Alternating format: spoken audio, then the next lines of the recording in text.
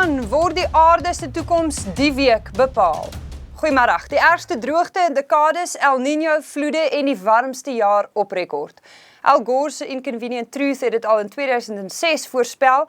Nou voel dit asof die dokumentêr dalk profeties was.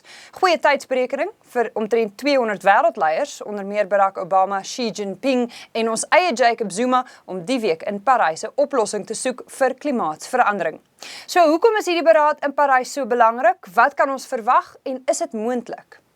We have climate change. We've already seen the effects of it. As you well know, that parts of the Middle East will be uninhabitable by the end of the century. You know, the Cape is going to run out of water within probably a decade or so. People are clamoring. Now, you don't really have a great deal of political commitment. India still has 600 million people without ablution facilities. Their concern is predominantly on poverty. Look, there are alternatives. Solar is the biggest one. We live in a pretty sunny country, but we do have some big problems up ahead. How do you get people and even countries with such different interests to cooperate with one another? The problem of collective action.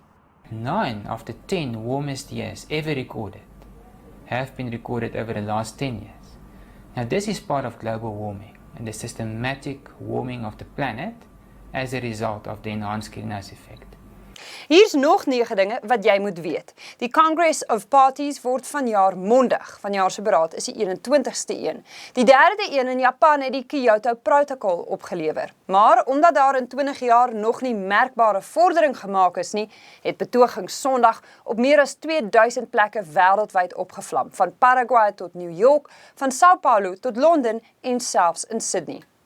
In Parys het betogers en polisie slaags geraak omdat betogings na die onlangse terreuraanvalle nie in die stad toegelaat word nie, maar die boodskap is duidelik. Gewone mense wêreldwyd wil aksie sien.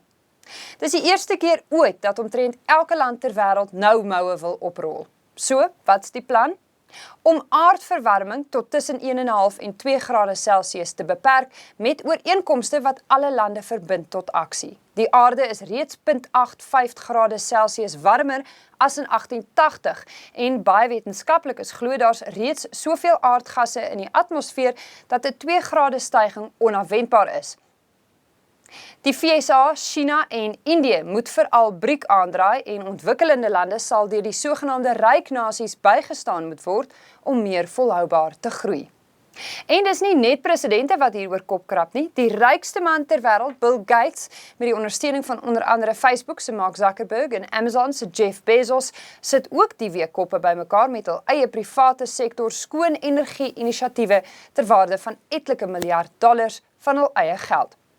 Tweet ons met jou bydrae oor COP21 by Netwerk 24 met die hitsmerk top stories of e-pos nuus by netwerk24.com.